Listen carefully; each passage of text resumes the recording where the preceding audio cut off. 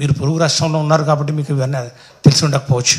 లేకపోతే తెలిసినా కూడా రాజకీయ కోణంలో వచ్చిన పనిని మర్చిపోయి గౌరవ సుప్రీంకోర్టు ఆదేశాలను అమలు చేసే దిశలో మీరు ప్రయత్నం చేస్తుంటే ఖచ్చితంగా ఆ దిశలో మాట్లాడాలి తప్ప ఒక పార్టీని మీరు ఉద్యమకారులు మరి ఈరోజు ఒక జాతి కోసం పోరాడుతున్నప్పుడు ఆ మాదిగ జాతి అభ్యున్నతికి ఎవరెవరు పార్టీలకు అతీతంగా చేస్తున్నారనే విషయాన్ని మీరు ఖచ్చితంగా ప్రజల ముందు చెప్పాల్సినటువంటి బాధ్యత, నైతిక బాధ్యత మీ మీద ఉందనే విషయాన్ని మీరు మర్చిపోతూ ఉన్నారు. వైఎస్ఆర్ కాంగ్రెస్ పార్టీ మాదిగలకు చేసినటువంటి కార్యక్రమాలు, ఒక మాదిగ కార్పొరేషన్, ఫైనాన్స్ కార్పొరేషన్ ఏర్పాటు చేయడంలో కానివ్వండి, చర్మకారులకు కానివ్వండి, డప్పు కళాకారులకు పెన్షన్లు పెంచినటువంటి కార్యక్రమాలు కానివ్వండి, ఇందాక మిత్రులు చెప్పినట్టు డీబీటీ స్కీమ్స్, 22 రకాల డీబీటీ స్కీమ్స్లో దామాషా ప్రకారం ప్రతి ఉపకులానికి వారికి రావాల్సినటువంటి వాటా వారికి అందించడంలో కానివ్వండి వైఎస్ఆర్ కాంగ్రెస్ పార్టీ చిత్తశుద్ధి రాష్ట్ర ప్రజలందరూ కూడా గమనించారు.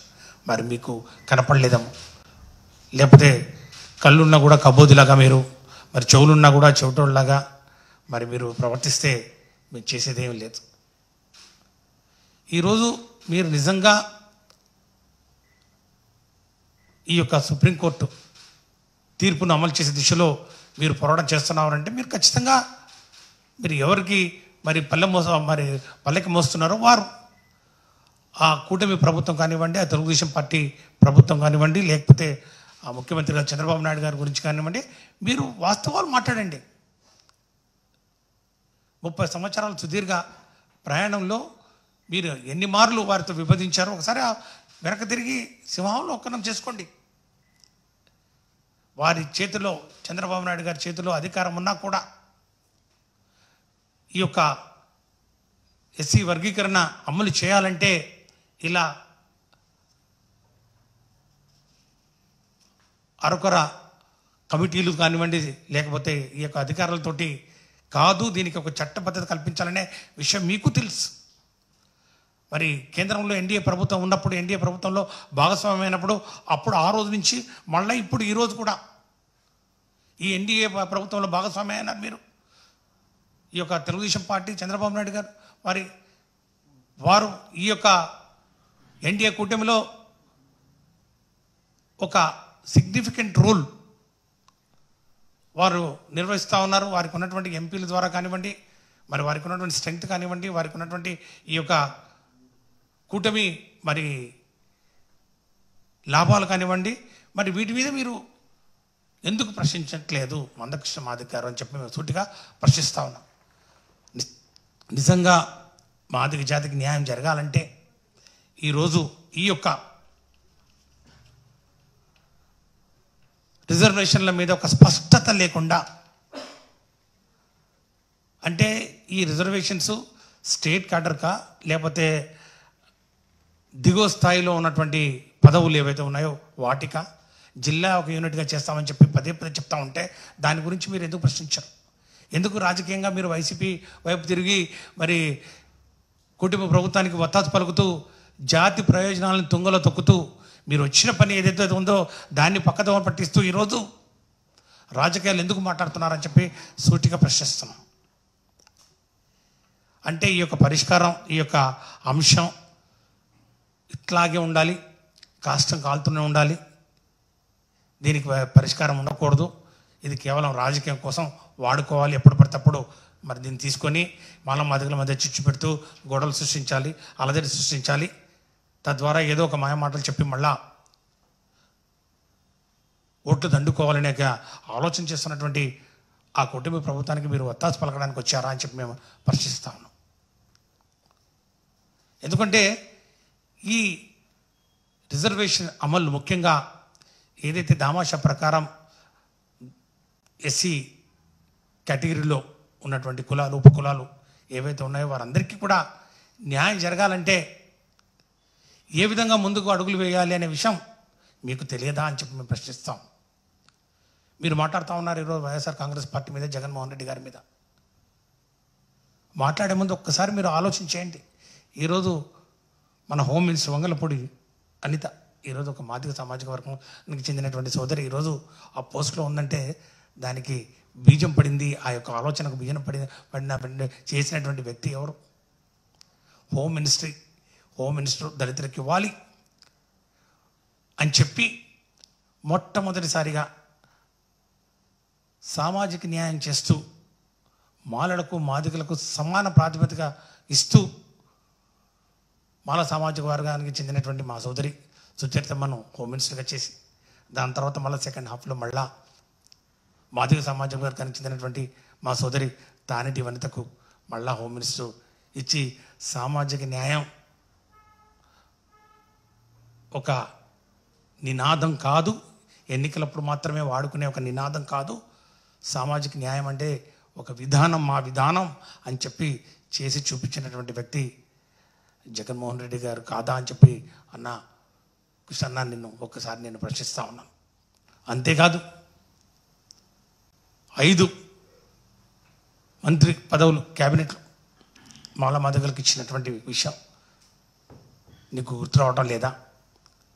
ఏర్పాటు చేసినటువంటి కార్పొరేషన్లు కానివ్వండి, ఇచ్చినటువంటి నామినేషన్ పదవులు కానివ్వండి, అమలు చేసినటువంటి డీబీటీ స్కీములు కానివ్వండి, నేరుగా దామాషా ప్రకారం ఈ యొక్క బడుగు బలహీన వర్గాల వారికి అందించినటువంటి విషయం మీరు మర్చిపోయారా?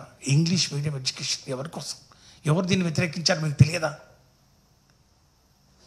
ఇవన్నీ మీరు బేరీజ్ వేసుకొని నిజంగా మిగిలిన చిత్తశుద్ధి ఉంటే ఈ యొక్క ఎస్సీ వర్గీకరణలో మాదిగలకు న్యాయం చేయాలనుకున్నప్పుడు ఖచ్చితంగా మీరు అడగాలి వాళ్ళని. ఈరోజు మేమదే అంటా ఉన్నాం, దీనికి ఒక ముగింపు పలకండి, దీనికి ఒక చట్టబద్ధత కల్పించండి. అప్పుడు చేయలేదు. చంద్రబాబు నాయుడు గారు ఆయన చేతిలో అధికారం ఉన్నా కూడా, ఇప్పుడు ఉంది ఆయన చేతిలో అధికారం ఉంది, ఆయన చేయలేదు.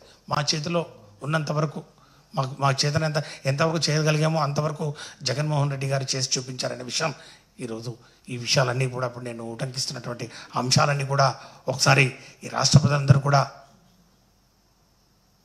ఆలోచన చేస్తూ ఉన్నారు.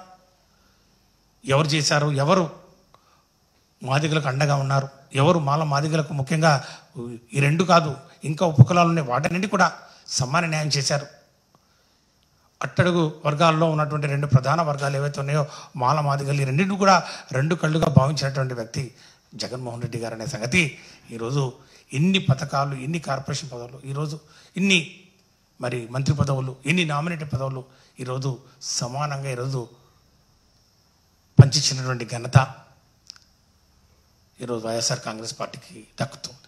మేము ఇదివరకు చెప్పినట్టుగా ఈరోజు కూడా ఈ యొక్క గౌరవ సుప్రీంకోర్టు తీర్పు మీద మేము ఇచ్చినటువంటి ఆ యొక్క హామీ కానివ్వండి, ఆ యొక్క వాగ్దానం కానివ్వండి, వైఎస్ఆర్ కాంగ్రెస్ పార్టీ జగన్మోహన్ రెడ్డి గారి నాయకత్వంలో ఖచ్చితంగా మేము దానికి కట్టుబడి ఉన్నాం. ముఖ్యంగా మేము ఒకటే కోరుతా ఉన్నాం, ఈ యొక్క తీర్పును, ఆ స్ఫూర్తిని మనస వాచ కర్మేణ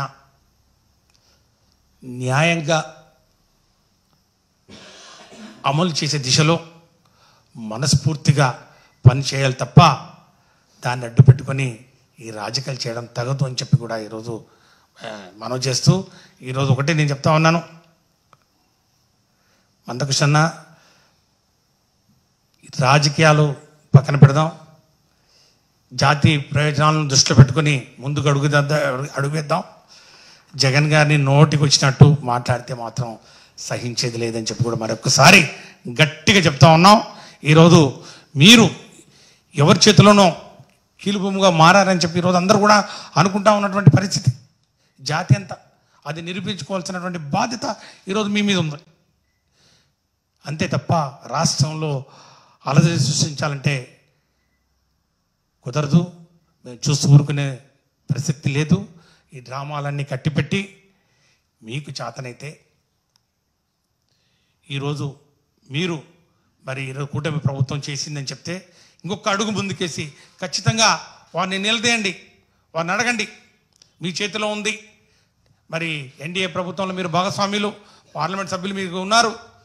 దీనికి ఒక ఫైనాలిటీ, లీగల్ ఫైనాలిటీ తీసుకురావాలంటే దీనికి ఒక చట్టం చేయాలి. కేంద్ర ఉద్యోగాలు, రాష్ట్ర ఉద్యోగాల్లో గ్రూప్ 1, గ్రూప్ 2, గ్రూప్ 4 అన్ని ఉద్యోగాల్లో దామాషా ప్రకారం మాదిగలకు సముచిత స్థానం కల్పించాలంటే ఖచ్చితంగా ఈ దిశలో అడుగు వేయాలనే విషయం మీకు తెలుసు కాబట్టి ఆ దిశలో ప్రశ్నించండి, ఆ దిశలో ముందుకు వెళ్ళండి తప్ప ఈ యొక్క చవకబారు రాజకీయాలతోటి ప్రజలను మభ్యపెట్టి ప్రజల మధ్య వైషమ్యాలను మరి రెచ్చగొట్టే విధంగా మీరు పనిచేయడం కరెక్ట్ కాదని చెప్పి కూడా మనవి చేస్తూ ఈరోజు మరొకసారి మాదిగల కోసం, మరి ముఖ్యంగా దళితుల్లో ఉన్నటువంటి అట్టడుగు వర్గాల వారందరి కోసం వైఎస్ఆర్ కాంగ్రెస్ పార్టీ పనిచేస్తుంది. అదే ధ్యేయంగా మేము ముందుకెళ్తా ఉన్నాం, అదే ధ్యేయంగా కూడా పనిచేస్తాం. రాబోయే రోజుల్లో కూడా ఖచ్చితంగా ఏవైతే ఇంకా వారికి చేయాల్సి ఉందో దాని మీద కూడా ఈరోజు ఈ యొక్క గౌరవ సుప్రీంకోర్టు తీర్పు ఏదైతే ఉందో దాన్ని అమలు చేసే దిశలో ఈ విధంగా ఈ కూటమి ప్రభుత్వం మీనమేషాలు లెక్క పెడుతూ కమిటీలు వేస్తూ మరి కాలయాపన చేస్తే చూస్తూ ఊరుకోం. ఖచ్చితంగా కూడా మేము మరి ఈ యొక్క సమన్యాయం, సామాజిక న్యాయం మరి అమలు చేసే దిశలో చిత్తశుద్ధితో ఉన్నామని చెప్పి కూడా మనం చేస్తున్నాం.